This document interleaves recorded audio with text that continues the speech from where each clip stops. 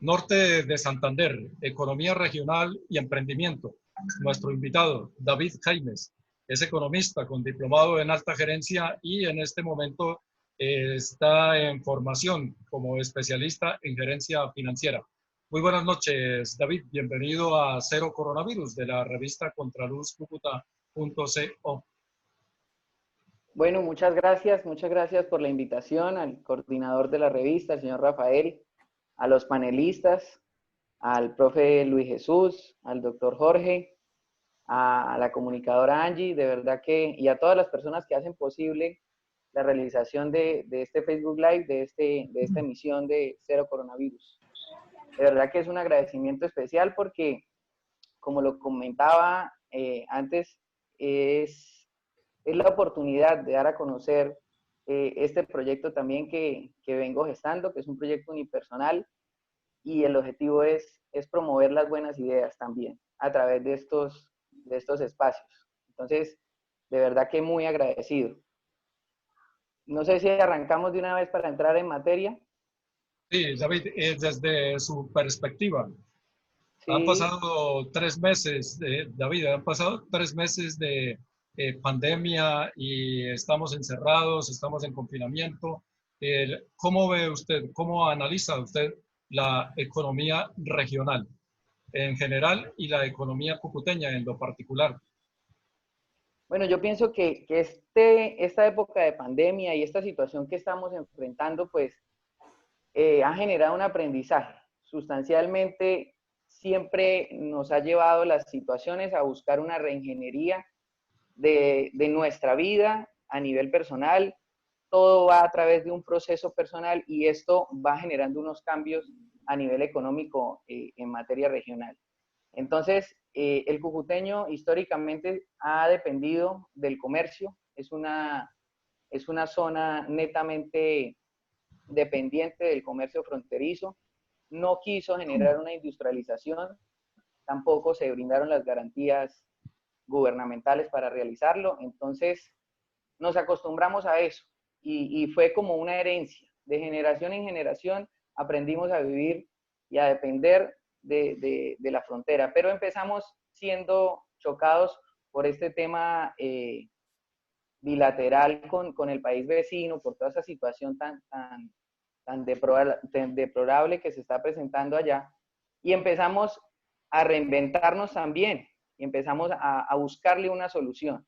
Pues ahora llega el momento con la pandemia de generar muchos más cambios, pero estos cambios tienen que ser organizados, pensados, planeados y ejecutados de una forma biosegura.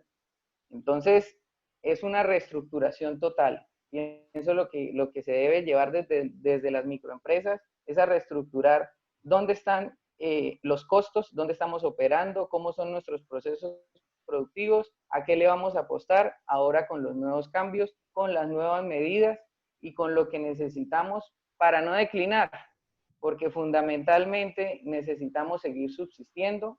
Las prioridades cambiaron totalmente. Las prioridades es poder vivir un día más y vivirlo a plenitud.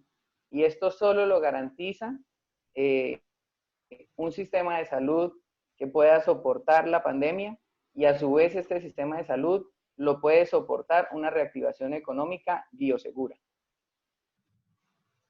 Pues Luis Jesús, David es economista y tiene una mirada fresca de lo que puede ser la economía acá en el norte de Santander.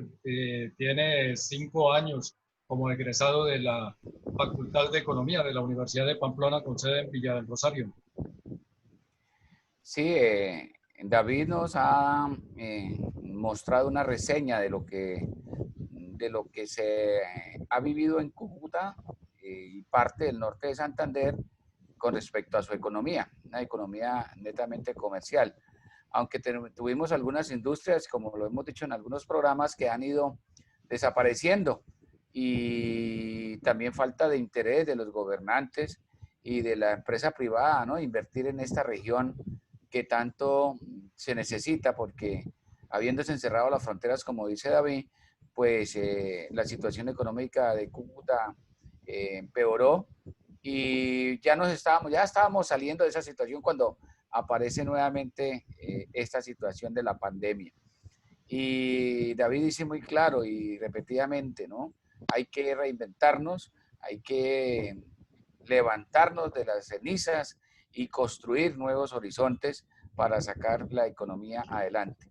Mi primera pregunta, David, es, con todo lo que se ha venido dando en el desarrollo virtual, ¿usted cree que la economía o el comercio, hablemos del comercio inicialmente, coge un gran impulso a nivel virtual y ya no vamos a ver tanta gente en las calles y en los almacenes, sino que vamos a utilizar las plataformas virtuales para hacer las compras? Profesor, es una toma de conciencia conjunta. La economía hay dos pilares fundamentales y es la oferta y la demanda. Entonces, nosotros tenemos que procurar por hacer una oferta biosegura, de garantizar las medidas biosanitarias, de seguridad, y ese comercio pues debe tener una toma de conciencia de que así debe vender. Y también la demanda tiene que tener la conciencia de cómo quiero comprar, de qué forma y qué viene después de realizar la compra, en diferentes aspectos, porque yo tengo que salvaguardar mi salud y salvaguardar la salud de mi comunidad. Entonces pienso que esto es de ir y venir, de la forma como vendo y la forma como quiero que me vendan y la forma como compro también. Okay. Por Omar, en ese sentido de las compras virtuales, hoy el señor presidente trinó que está pensando en no hacer el tercer día sin IVA en el país para evitar todas esas aglomeraciones y todos esos inconvenientes que se han dado en los días anteriores. Es probablemente una decisión ya tomada por el presidente. Muy temprano hoy, a las 5:30 de la mañana, fue cuando hizo su primera manifestación en torno a esta situación, reconsiderando la medida de que el tercer día sin IVA consecutivo sería el próximo domingo. Y están pensando más bien aplazarlo y ver que haya otras condiciones en el país con respecto a la evolución de la pandemia. Eso fundamentalmente porque si bien la primera ocasión que se dio el día sin IVA hubo muchas aglomeraciones, la gente salió y hubo situaciones en que se perdió el control, ya para el segundo día las cosas fueron a otro precio y justamente por eso que estamos hablando ahora, porque muchas de las ventas se tuvieron que hacer a través de los medios virtuales. Se hicieron las compras online y eso facilitó el intercambio comercial. Pero queda pendiente ese tercer día. Quiero preguntarle entonces a David cómo ha visto él y desde su perspectiva, desde el punto de vista económico, no de la salud y de la pandemia propiamente dicha, el hecho que hayamos tenido esos 2 días sin el gravamen del IVA con la intención de reactivar la economía que pasó por un periodo bastante decaído a raíz de la pandemia y principalmente por el confinamiento de los ciudadanos. Claro que sí, doctor Jorge. Pues aquí hay varios aspectos a tocar. La exención tributaria es sobre unos productos en particular. Entonces, esos productos, la compra masiva de estos productos, pues va a generar una reactivación económica a nivel regional y para esos empresarios que están necesitando aumentar su flujo de capital, su flujo de caja, debido a toda esta recesión por la pandemia y al confinamiento, porque es que quien trae la crisis económica en realidad es el confinamiento, no es la pandemia. Pero también hay otros productos que no están grabados con la excepción tributaria, pero también se generan unas compras masivas y que van por debajo o que van acompañadas a esa campaña del día sin IVA. Y esto pues también aumenta el recaudo de impuestos. Estos impuestos son los que están soportando el sistema de salud nacional. Pero yo pienso que el presidente aprendió, yo pienso que el presidente tuvo un análisis sobre los días anteriores y aunque hubo unas medidas que se alcanzaron a tomar para el segundo día, ya que estaba tan encima y que había una planeación, pero no fueron suficientes al punto de tener que aplazarlo, porque no se puede quitar, porque ya es una promesa cumplida desde el gobierno, pero sí podemos darle un lapso de tiempo para que, entiendo yo desde los temas de salud, los índices o los picos de contagio hayan disminuido un poco y permita que se vuelva a realizar no unas concentraciones masivas, pero sí unas compras altas que puedan aumentar el recaudo y puedan realizar una reactivación económica. Está con nosotros conectados Janet Susana Moncada, Karina Castro, William Jaimes, Yeli Cárdenas, Jason Carvajal y Vicente Rodríguez. Angie. Bueno, David, una de las cosas que quería dar un dato y es que hace poco, en estadísticas que dio pues el DANES, dice que el 35.5% de desempleo que se tenía entre el trimestre de marzo y mayo pasó a ser de jóvenes. Con respecto a lo de la pandemia, pues obviamente estos números aumentaron un 10% en comparación al mismo trimestre del año 2019. Sin embargo, pues la pandemia pues, también ha ayudado, pero muchas de las empresas o la mayoría podría decirse que una de las principales trabas que le ponen a los jóvenes para poder acceder a los trabajos es pedir tanta experiencia. Esto para usted desde la parte económica, ¿cree que es un impedimento o un obstáculo para que la economía de la región pueda ir más arriba sin meternos en cuestión de ahorita actualmente en la pandemia? Pues es un tema que va ligado también con la precarización del trabajo. Es un tema que va ligado con la economía política y las decisiones de políticas que afectan la parte económica. ¿Por qué? Porque definitivamente cuando hay una crisis, si nos ponemos tenemos esa empatía como empleadores, pues vamos a querer disminuir los costos, que no me afecte la operatividad, pero que yo pueda seguir generando rentabilidad y utilidades en mi empresa. Entonces, muchas veces la visión del empresario, del emprendedor o de la gran empresa es optar por la experiencia o optar por ese trabajador que me pueda hacer múltiples funciones dentro de los procesos productivos para no afectar la producción. Entonces, obviamente hay una disminución, un aumento, perdón, del desempleo y siempre va a ir ligado al joven porque el joven está en un proceso de aprendizaje dentro de la empresa. Entonces, pues esto ha aumentado los índices y aún más con la situación que tenemos en este momento.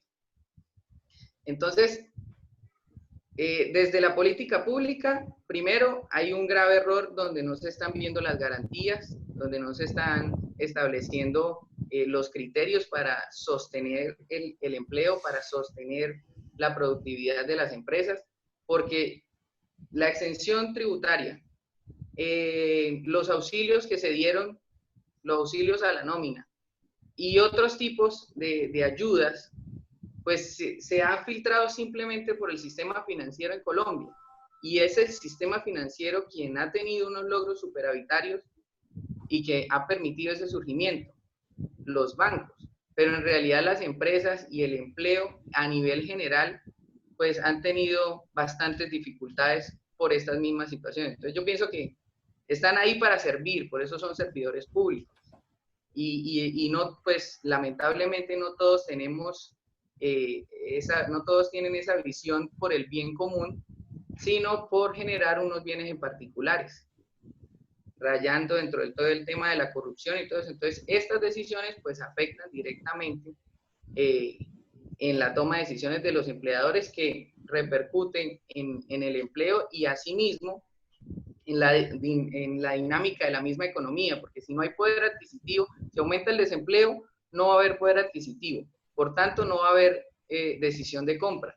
Y esa falta de decisión de compra y falta de poder adquisitivo, pues no va a permitir que el comercio se reactive. Anoche, David, analizábamos cifras y decíamos que el promedio per cápita en norte de Santander es de un poquito más de 11 millones de pesos. Con esto que usted dice de los inconvenientes que van a tener los empresarios y el aumento en el desempleo, entonces va a caer esa cifra al final de año. Sí, sí, claro. Y lo peor es que, o sea, el gobierno conoce esa situación y por eso se están buscando apalancamientos internacionales, por eso es que estamos viendo tantas migraciones de organizaciones internacionales queriendo invertir. Hay cierto nivel de exportaciones que está solventando el tema de la deuda externa, hay ciertos sectores de emprendimiento y de empresas de las TIC, todas estas empresas que se reinventaron, que ahorita pues hablaremos un poco de eso, están cerrando grupos de inversión, pero eso pues no va a afectar mucho el PIB porque la disminución es en masa, o sea, la afectación que ha generado las decisiones de política pública a nivel económico, y si a eso le sumamos el tema de la pandemia, pues eso es lo que ha afectado gravemente el sector económico del país. Pues Jesús. David, hablando de la economía del norte de Santander, economía regional y emprendimiento, que es la temática, yo le preguntaría, ¿cuál es el futuro de la economía del departamento norte de Santander? Hablando de la región, ¿cuál sería el sector que tendría mayor expectativa, mayor desarrollo, mayor innovación para que la economía, ese ingreso per cápita que está nombrando Rafael, de la economía del norte de Santander, pues crezca, ¿no? Y usted lo ha dicho muy bien, si no hay inversión, no hay producción, no hay trabajo, el índice de empleo no sube, pues lógicamente no hay la oferta y el mercado y toda la economía desciende. Siempre hemos dicho que la economía depende de la inversión, de una gran inversión tanto a nivel gubernamental como a nivel extranjera. Entonces, ¿cuál sería ese sector de la economía que usted podría visualizar que tendría un mayor desarrollo en el departamento norte de Santander? Profe, yo pienso que la situación va más encaminada no a la consecución de recursos, no a la consecución de inversión de capital, sino a la consecución de ideas renovables, sustentables, que nos permitan ese surgimiento, ese resurgimiento de toda esta situación. El aparato productivo agrícola en Colombia y en norte de Santander, teniendo en cuenta los tipos de clima, los tipos de suelo que nosotros manejamos, pues se está viendo improductivo, se está viendo que no hay un surgimiento, se le está apostando a los recursos no renovables, a la extracción de recursos no renovables, y pues resulta que esto entra en detrimento del medio ambiente y aparte de eso, pues no hay ninguna retribución a nivel regional, porque lamentablemente se realiza la extracción, la plata queda en unas regalías y ya todos conocemos el desenlace. Diferente sería que el aparato productivo y nuestros gobernantes indicaran una puesta en marcha a través de eso. ¿Cuántas zonas fértiles están improductivas en el departamento? Hay una puesta en marcha y un tema social que tocaba. Hay una fundación de mujeres emprendedoras en el área de Tibú que están apostándole al tema de la piscicultura. Esto es fundamental porque estamos engranando el tema social, son unas mujeres que son desertoras de la guerrilla y estamos apostándole al tema social, estamos generando productividad y estamos generando surgimiento. Entonces, como los decía ahorita, las prioridades cambiaron, las prioridades están más allá de poder subsistir, de poder mantener nuestra vida, una vida cómoda, y esto solo nos lo permite una seguridad alimentaria. La seguridad alimentaria define en el derecho que tenemos todos los seres humanos de tener una alimentación digna y saludable y nutritiva. Y eso solo se puede lograr teniendo un aparato productivo agrícola que responda a la demanda interna y que nos permita generar unos dividendos a nivel de exportación. Entonces, esa sería para mí una propuesta, la mejor propuesta de una puesta en marcha para el departamento y para el país. Okay. Esto teniendo en cuenta el departamento, Jorge Omar, pero con la vocación comercial que tenemos los cucuteños, entonces, ¿qué hacer? Pues volcarlos a otros campos. Me parece que David está proponiendo eso, de que, y si le entiendo bien, parte de su emprendimiento está direccionado hacia el campo, hacia la producción agrícola y hacia la explotación de los suelos que, sabidos son fértiles, no están siendo aprovechados actualmente. ¿Es esto así, David? Sí, así es, lamentablemente están siendo improductivos. ¿Y el emprendimiento suyo está dirigido a qué campo? No, el emprendimiento personal mío está dirigido al área de la consultoría en general, la consultoría empresarial de diferentes tipos de empresas.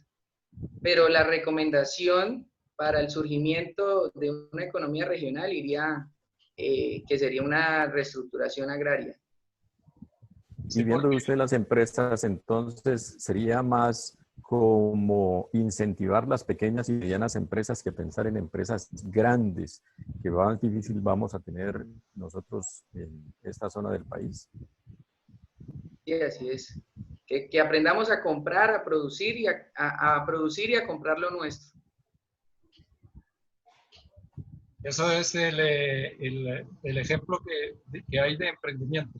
Porque ahora que hablaba usted del campo, en estos días vimos también a un invitado y nos hablaba acerca de cómo en el campo hay mala utilización de la tierra, que se dedica más a la ganadería que a la agricultura.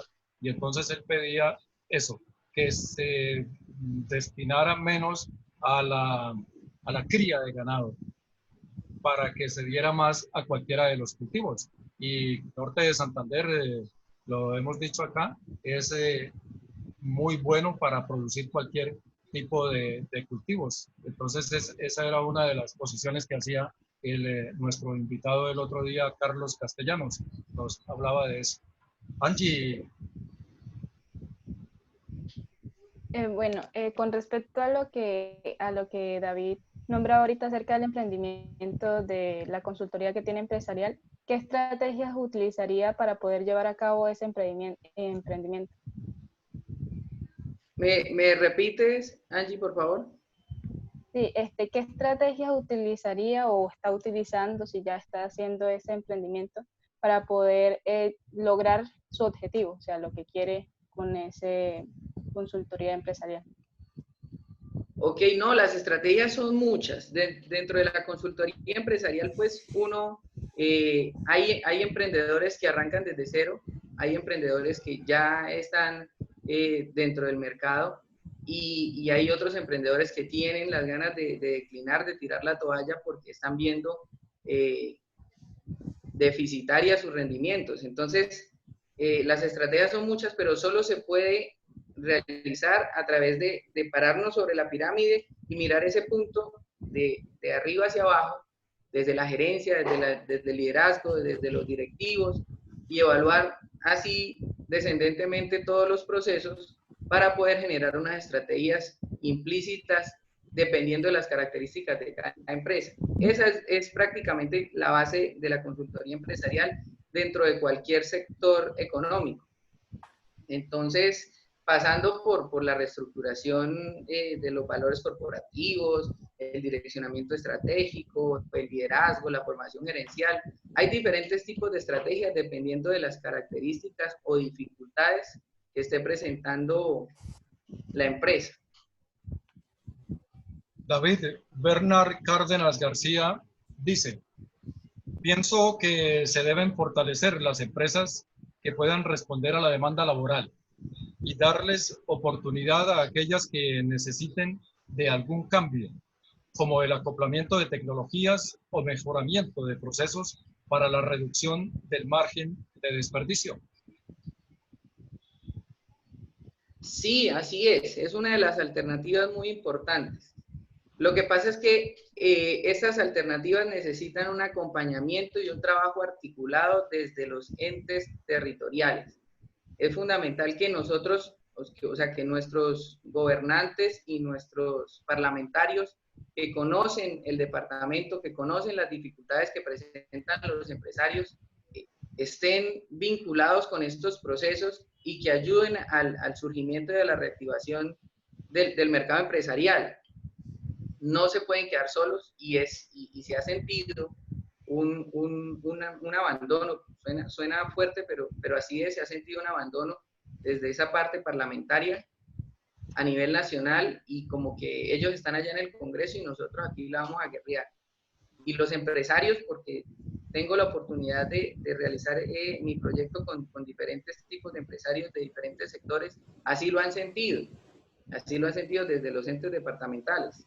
Entonces, pues el objetivo es generar ese acompañamiento, esa toma de conciencia, que entiendan que es más que gobernar, es un trabajo articulado con los diferentes tipos de sectores económicos de la región.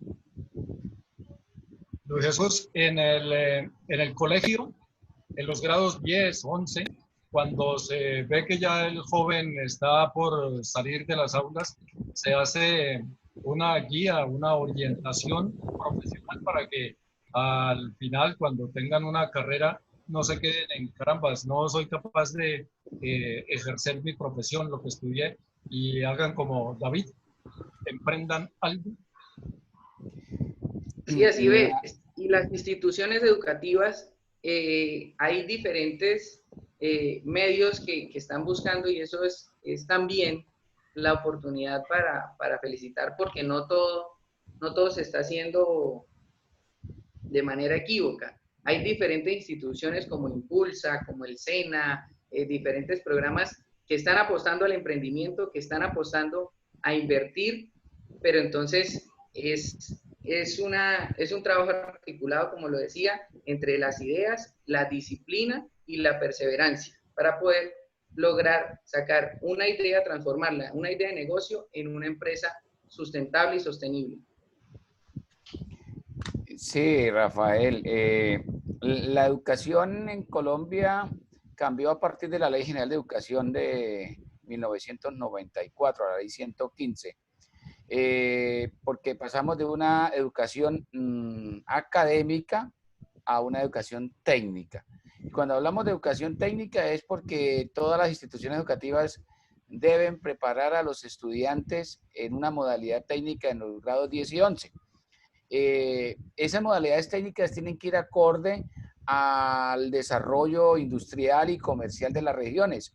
No podemos preparar un estudiante en una modalidad técnica que no tenga mercado en la ciudad. Entonces, las técnicas se van adaptando en las instituciones educativas de acuerdo a las necesidades que tengan las regiones. Y de esa manera, pues el muchacho debe salir sabiendo un arte, un oficio, y que lo tendría que complementar con la universidad. Inclusive algunas instituciones educativas tenían o tienen unos ciclos propedéuticos. Los ciclos propedéuticos son aquellos ciclos que van unidos entre el terminar la educación técnica y el ingreso a la universidad en una carrera profesional. Los estudiantes que, por ejemplo, en mi colegio terminaban técnica industrial o técnica mecánica, por decir algo, entonces hay un convenio con la Universidad de Pamplona. Ellos podían inscribirse no, porque ya están inscritos. Desde el 10º grado ya están inscritos en la universidad.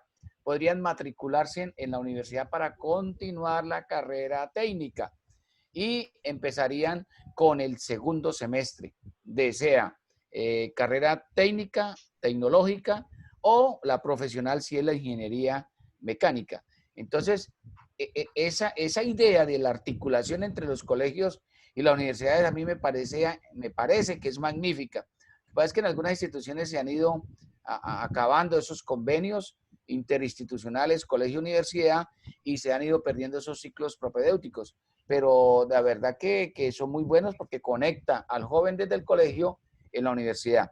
Nosotros tuvimos convenios con la UDES y hay muchachos que terminaron comercio internacional en la UDES.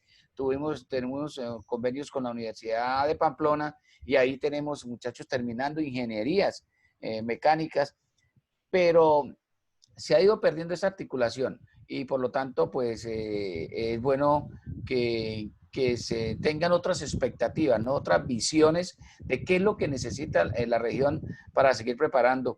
Porque es que es lamentable cuando uno se encuentra un estudiante de su colegio en la universidad y uno le dice, bueno, ¿y usted no terminó técnica y qué hace estudiando contaduría pública? ¿Qué tiene que ver la mecánica con la contaduría pública? Cuando esos 2 años que estudió en el colegio los debió haber pensado y repensado en su proyecto. Entonces ella me decía jocosamente, ay, profe, es que la técnica que yo hice, la mecánica, era porque ya estaban mis amigos y todo, pero a mí no me gusta nada de eso. A mí me gusta es, la economía y por eso empecé aquí en la Universidad Contaduría Pública. Perdió 2 años eso. Entonces, en los colegios se dictaba una materia que se llamaba emprendimiento. Antes se llamaban, cuando nosotros estudiábamos vocacionales y técnicas, si recordamos, antes del 91, antes de la Constitución del 91, y entonces esa materia que se llama emprendimiento, pues seguramente era la que iba induciendo al estudiante y lo iba sensibilizando para saber en qué área de la técnica podría escoger terminando su 9º grado. Pero también las reformas de los pénsulos académicos fueron sacando esta materia de allí y se fue incrustando en cada una de las especialidades, que yo creo que debió haberse quedado era en la básica para que el muchacho fuera mirando esta situación. Entonces, más o menos esa es la conexión que tiene el estudiante en los colegios con la práctica de la modalidad técnica.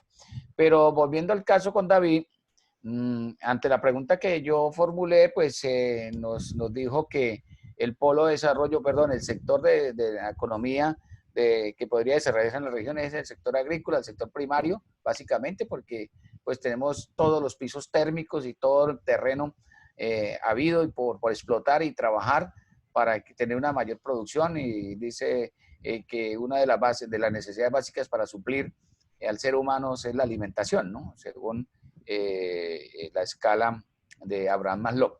Pero el médico decía, bueno, ¿y la ciudad qué? Entonces ahí entra el emprendimiento, lo que David Jaime nos ha estado comentando. Y ese emprendimiento está en generar ideas nuevas, ¿no? ¿Qué se puede generar? ¿Qué se puede reinventar? ¿Qué pueden hacer los jóvenes, las personas en Cúcuta por realizar? Y ya William, David se me adelantó un poquito. Dice, el emprendimiento es motivado, es estimulado por el Estado, es patrocinado, las ideas o los proyectos que se vean con mayor futuro pueden tener respaldo con las entidades gubernamentales e inclusive internacionales.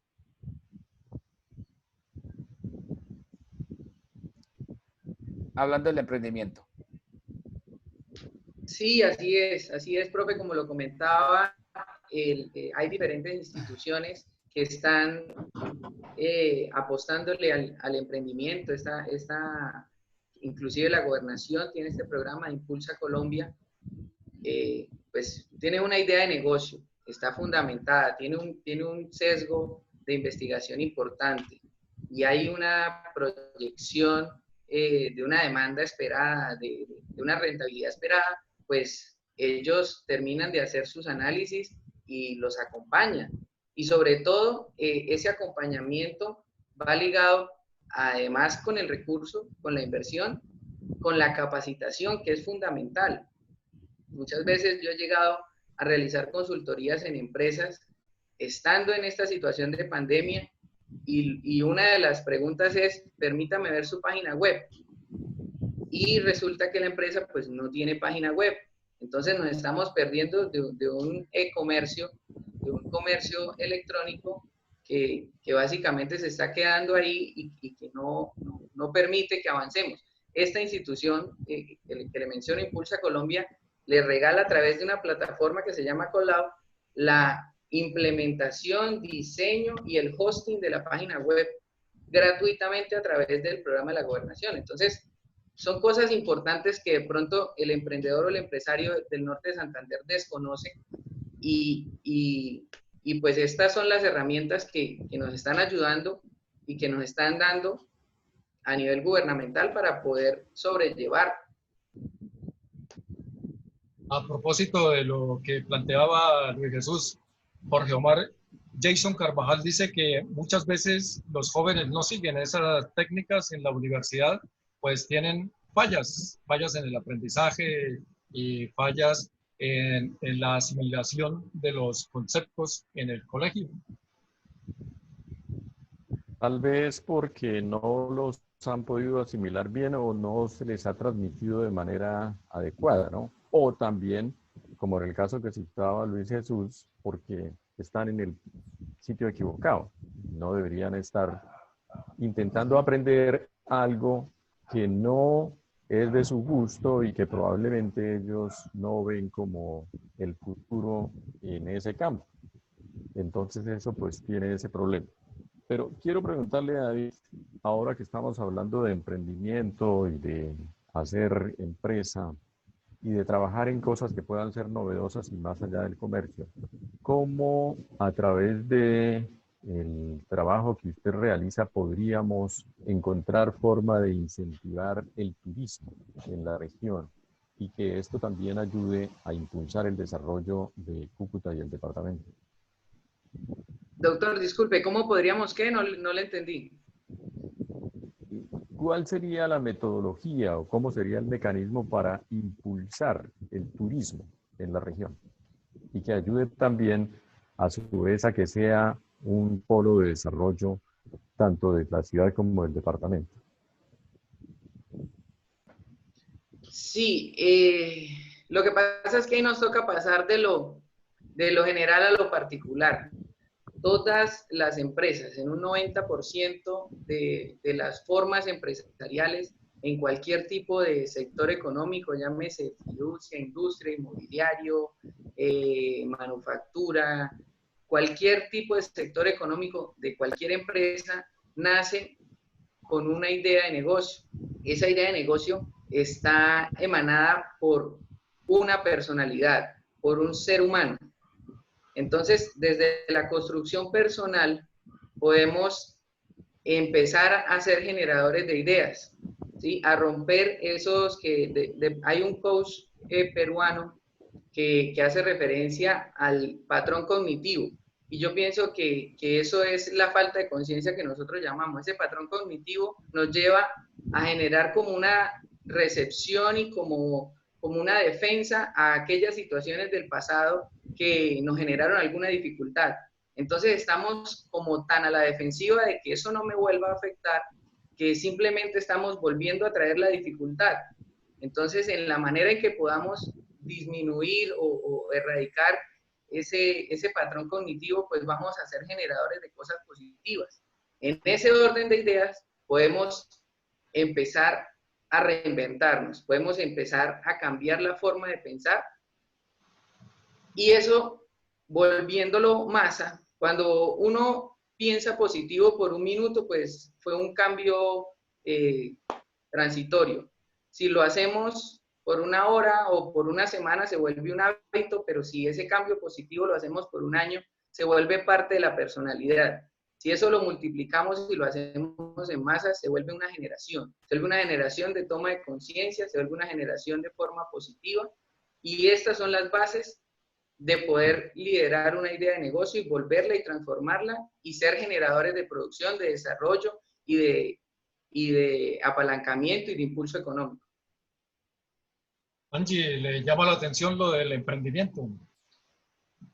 Sí, Rafael, y fíjese que es como una forma primero de nosotros, no solo para nosotros los jóvenes, sino pues también para personas ya adultas que siempre han querido llevar a cabo sus procesos económicos, pero no han podido. Entonces creo que es una nueva manera de surgir y de ver la economía de una mejor manera. David, hace un tiempo aquí en Cúcuta se hizo con respecto a la economía naranja una especie de concurso, podría decirse, en la que nuevos emprendimientos, ya sea de cultura, de música, del área textil y demás emprendimientos, participaron para poder conseguir los recursos que requerían para poder llevarlos a cabo. Entonces mi pregunta es, ¿qué tan costoso es llevar a cabo una idea sin tener la ayuda de entes y ser propia? Pues Angie, yo pienso que para emprender y para generar empresa no es necesario tener un capital. Hay muchas personas que tienen un capital o un medio de inversión, pero no tienen el conocimiento ni una idea tangible para hacer una puesta en marcha. Entonces, pienso que la inversión es localizable. Tenemos un sistema financiero, tenemos unos grupos de inversiones internacionales, tenemos asociaciones, una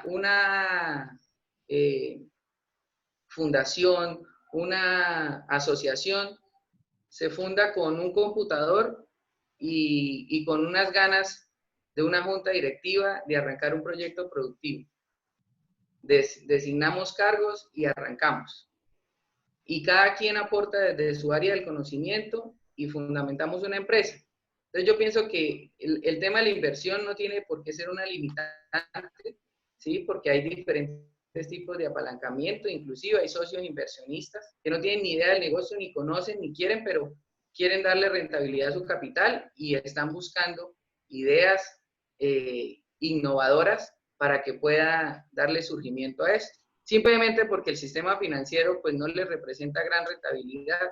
Entonces, no debe ser una limitante. Pienso que el objetivo y a donde hay que apuntar es a tener la disciplina, que es fundamental, la constancia, la perseverancia y en cierta forma, si no hay talento, la consecución progresiva de una actividad nos va dando las características para poder hacerlo. Entonces muchas veces no, pero es que el futbolista tiene mucho dinero porque él lo hace con su talento, pero hay grandes empresarios que no. Y si vemos el caso de Michael Jordan, para los que hemos tenido la fortuna de ver su documental, pues el tipo fue un emprendedor agresivo y él además de dejar su marca en el deporte, quiso tener la mayor marca comercial que hay y tenemos los Jordan.